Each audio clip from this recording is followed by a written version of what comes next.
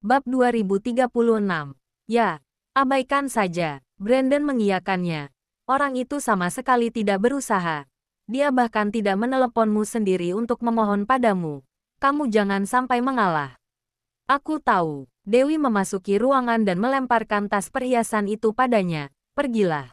Menyebalkan. Kamu tidak bisa lebih lembut ya. Enyahlah. Ya, Brandon pergi. Dewi berbaring di sofa memainkan ponselnya. Melihat nomor di daftar blokir. Dia ragu apakah dia harus mengeluarkan nomor Lorenzo dari sana atau tidak. Mengingat saran dari Mina, dia juga merasa bahwa dia harus memberinya sebuah pelajaran. Kalau tidak, dia kelak pasti akan terus terjerat dalam hubungan dengan Juliana.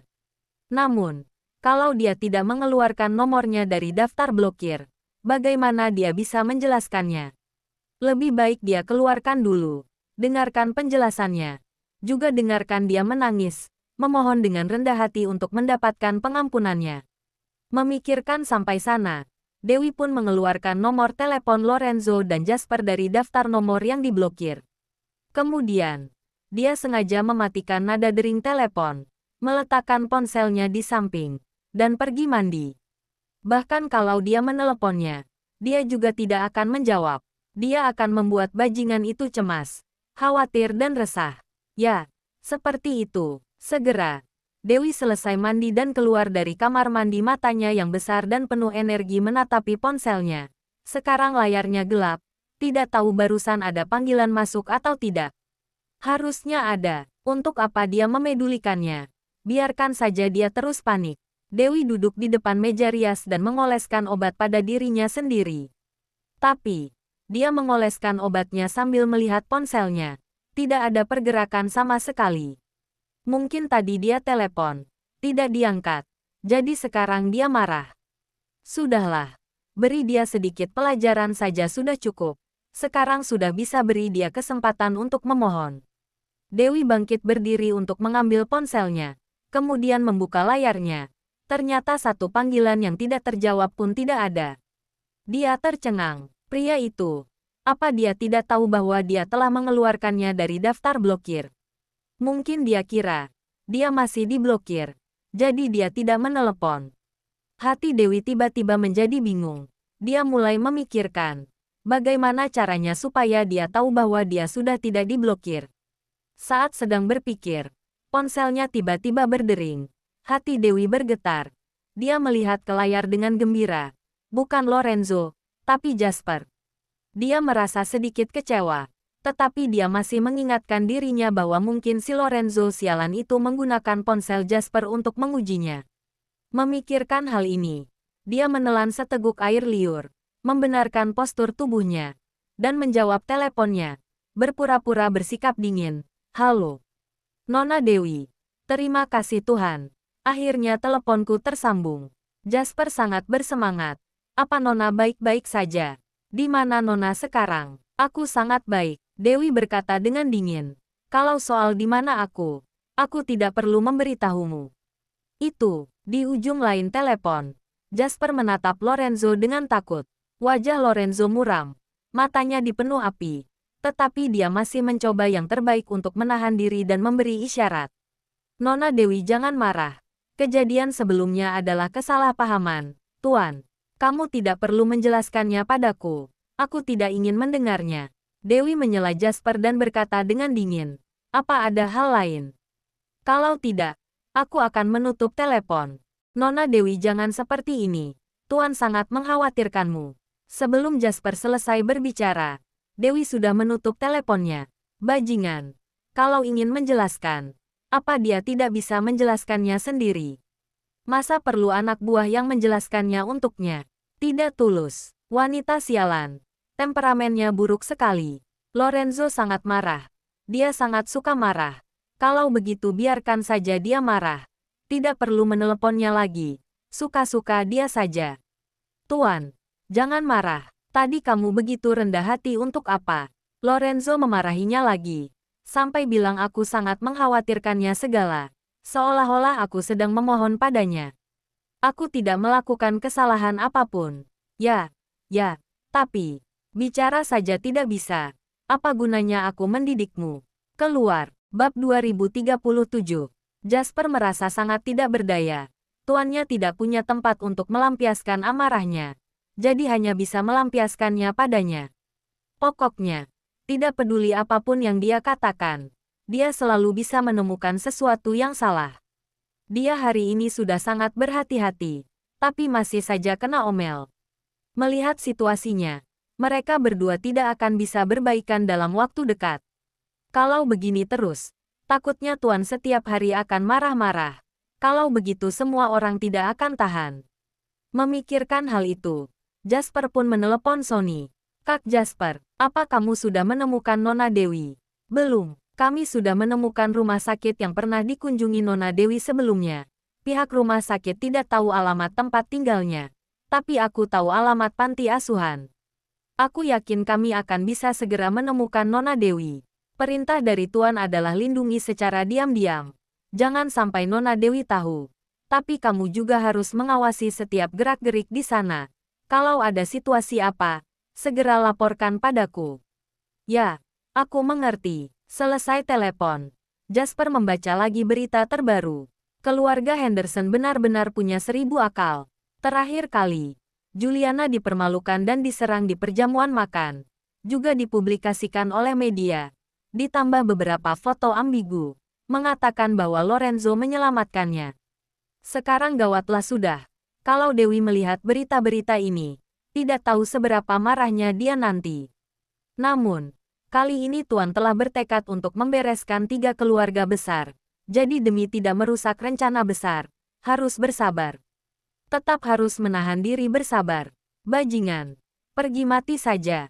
Dewi tidak bisa menahan diri dan melihat berita lagi. Dia melihat foto mesra Juliana dan Lorenzo.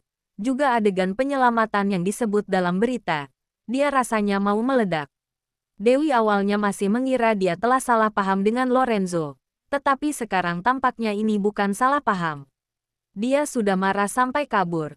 Tetapi Lorenzo masih acuh tak acuh. Dia tidak harus segera melepaskan semua urusan di tangannya dan terbang ke Swedoland untuk menjelaskannya padanya. Tetapi setidaknya dia harusnya menelepon atau melakukan panggilan video dengannya secara langsung kan. Bukan hanya tidak melakukannya. Lorenzo malah terus terlibat dengan Juliana cuma sebentar. Foto-foto skandal yang baru dirilis muncul lagi. Dapat dilihat bahwa dia tidak menganggapnya serius sama sekali. Dewi sungguh naif dan bodoh. Sehingga dia benar-benar mempercayai omong kosongnya. Berpikir bahwa dia serius terhadapnya. Tapi sebenarnya itu semua bohong. Bohong. Semakin Dewi memikirkannya, dia semakin marah. Dia mengangkat tabletnya dan melemparkannya keluar jendela. Tetapi saat baru dia buang, dia teringat bahwa tablet itu dia yang beli. Dia segera melesat keluar untuk menangkap tablet itu. Untung saja, tidak jatuh. Dewi memegangi tablet, menepuk-nepuk dadanya dan menghela napas panjang. Dewi, apa yang sedang kamu lakukan? Bermain akrobat. Brandon sedang berbaring di kursi malas di balkon lantai bawah sambil bermain game. Tadi dia dengan jelas menyaksikan Dewi melompat dengan cepat untuk menangkap tabletnya. Sungguh keren. Apa urusannya denganmu? Dewi memelototinya dan hendak kembali ke kamarnya. Kamu lihat berita lagi kan? Brandon tiba-tiba berkata. Kemarahan di hati Dewi tiba-tiba melonjak dan dia langsung melempar tablet itu ke bawah. Sial. Brandon buru-buru menghindar. Untungnya, tablet itu jatuh di kursi malasnya. Lalu terjatuh ke atas karpet. Jadi tidak rusak. Dia memungut tabletnya dan berteriak. Hei, ini semua uangmu loh. Dewi kesal dan menutup tirainya. Malas berbicara dengannya. Brandon menggelengkan kepalanya tak berdaya. Kemudian lanjut berbaring di kursi malas dan bermain gamenya. Pada saat itu, terdengar suara ketukan pintu yang simbolis. Aku masuk. Lalu, Bibi Lauren masuk sambil membawa sepiring buah-buahan. Bibi, aku sudah dewasa. Bukankah seharusnya Bibi menunggu tanggapan dariku dulu sebelum masuk? Brandon menatap bibinya dengan tatapan mengeluh. Kamu sejak berumur 7 tahun sudah tinggal bersama kami. Aku saja tahu berapa banyak tahi lalat yang kamu miliki di pantatmu. Untuk apa malu? Lauren menatapnya tajam. Tapi, aku sekarang adalah pria dewasa. Brandon merasa sedikit tidak berdaya. Hais, lupakan saja. Bibi silahkan duduk. Aku akan mengambilkanmu segelas air. Tidak perlu. Lauren duduk di sofa, menyilangkan kakinya dan memberi isyarat padanya untuk duduk. Ada yang ingin kubicarakan denganmu. Duduklah dengan tenang. Bab 2038. Brandon melihat postur Lauren. Sepertinya ada hal yang sangat penting. Jadi dia bergegas masuk dan menutup tirai. Kemudian duduk dengan patuh di seberang Lauren. Ada apa? Kenapa begitu misterius? Paman Joshuamu telah memilih beberapa yayasan untuk tahap awal dan berencana untuk pergi survei. Jadi beberapa waktu ini dia tidak ada di rumah. Dan aku harus mengawasi panti asuhan untuk mencegah Denny dan komplotannya menyerang anak-anak lagi. Jadi urusan Dewi, aku serahkan padamu. Tidak masalah. Begitu Lauren selesai berbicara, Brandon sudah menyetujuinya dengan penuh semangat. Dia berharap bisa mengikuti Dewi setiap hari untuk melindunginya. Aku belum selesai bicara. Lauren memutar matanya ke arahnya. Kemudian berkata dengan sungguh-sungguh. Kamu dengarkan baik-baik. Aku punya 2 tugas untukmu. Kamu harus menyelesaikannya dengan baik. Bibi katakan saja. Brandon mendengarkannya dengan serius. Pertama, kamu selidiki dengan jelas karakter Pangeran Willy itu dan juga orang-orang di sekitarnya. Apa mereka memiliki niat buruk lainnya? Kedua, kalau orang-orang suruhan Lorenzo datang mencari Dewi, kamu jangan semena-mena menghalangi mereka. Beritahu aku dulu. Aku ingin bertemu mereka secara pribadi. Lauren mengatakannya dengan serius. Dapat terlihat jelas bahwa dia sangat peduli dengan 2 hal ini. Hal pertama, aku akan melaksanakannya dengan baik. Tapi yang kedua, apa itu perlu? Brandon cemberut dan berkata dengan tidak senang. Si Lorenzo itu. Dia bilang mau menikahi Dewi, tapi dia juga terlibat dalam skandal terus-menerus. Apalagi sekarang Dewi saja sudah kabur ke Swedoland. Dia juga tidak datang mencarinya untuk memberi penjelasan. Dia sama sekali tidak menganggap Dewi dengan serius. Orang seperti itu datang ke sini untuk apa? Kamu tidak tahu apa-apa, Lauren berkata dengan marah. Lakukan sesuai kataku. Oh, meskipun Brandon merasa enggan, tapi dia tidak berani membantah perkataan Lauren. Kamu ambil ini. Lauren menyerahkan 1 pistol perak halus padanya.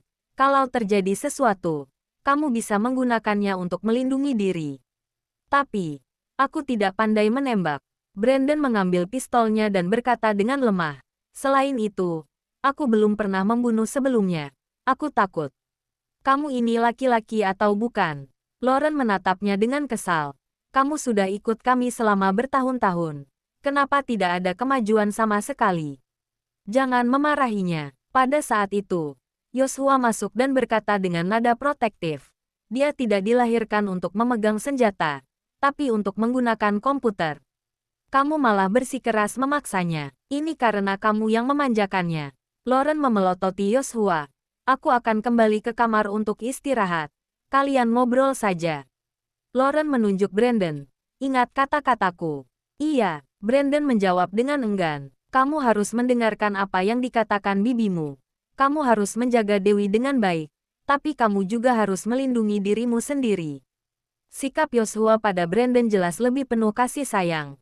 Dia menepuk lengan Brandon yang terluka dengan ringan dan berkata dengan tidak tega. Lihat dirimu.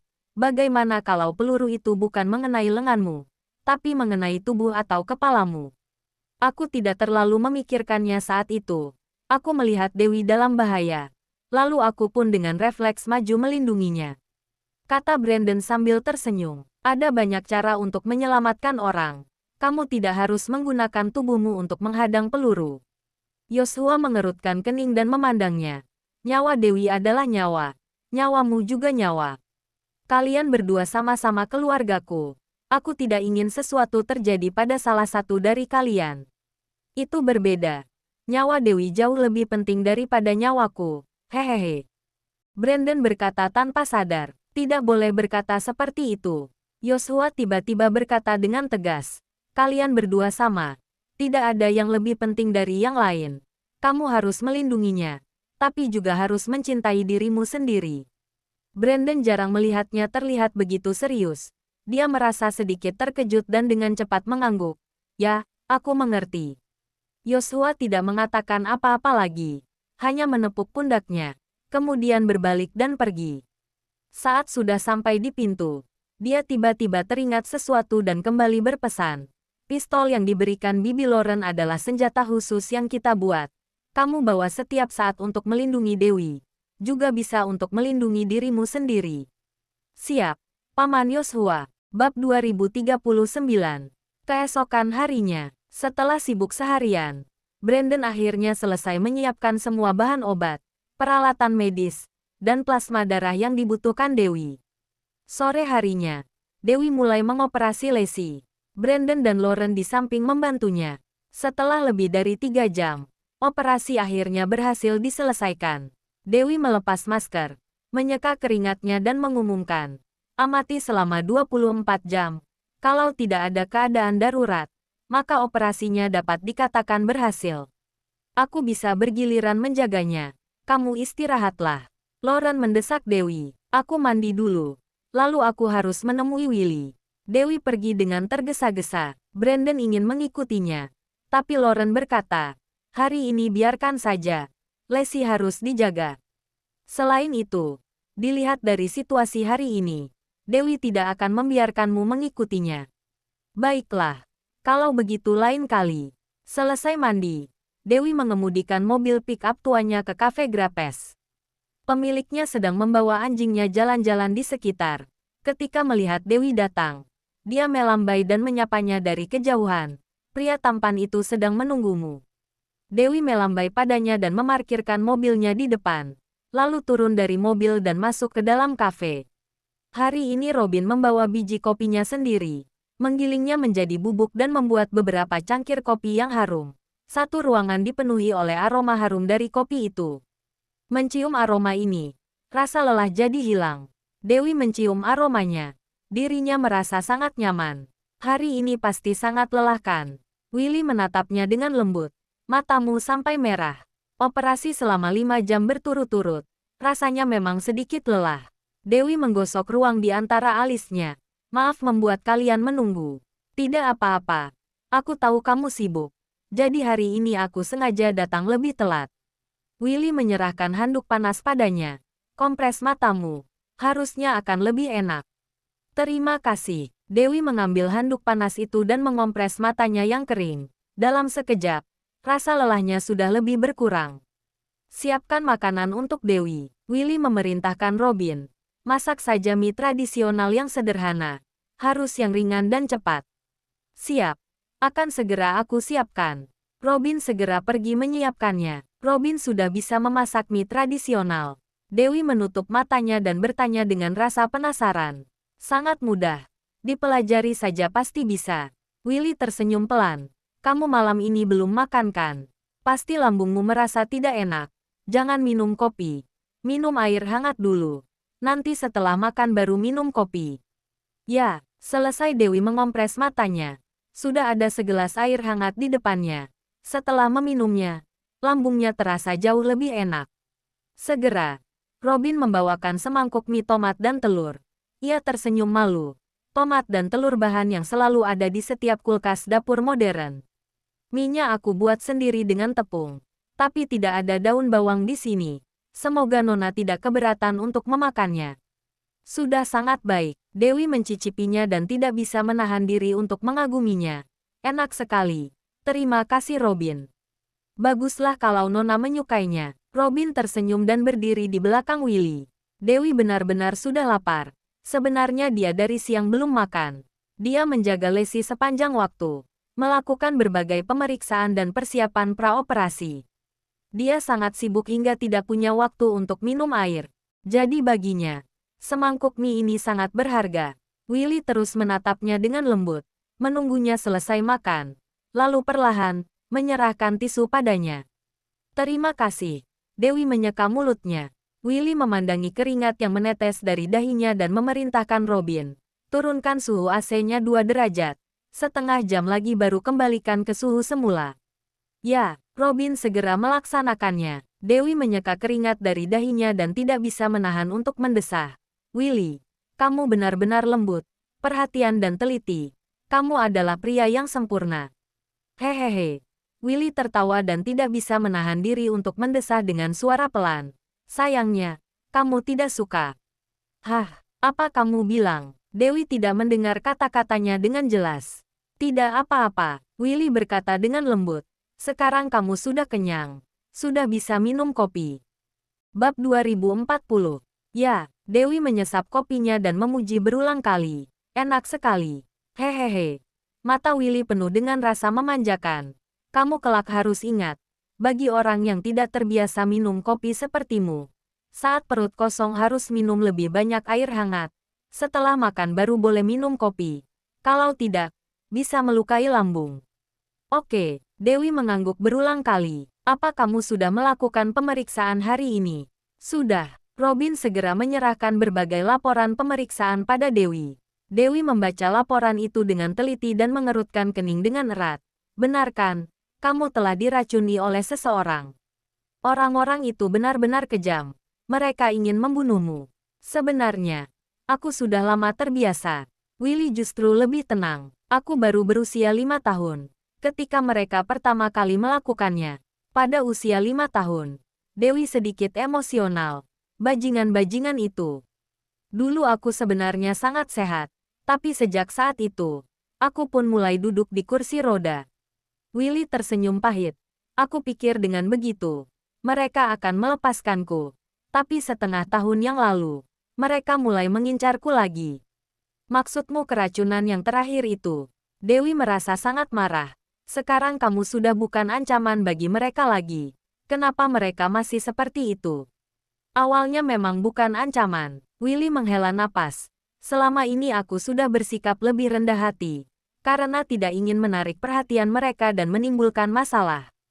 Setengah tahun yang lalu, pada sebuah pertemuan yang penting, aku tidak bisa menahan diri untuk menyampaikan pendapatku.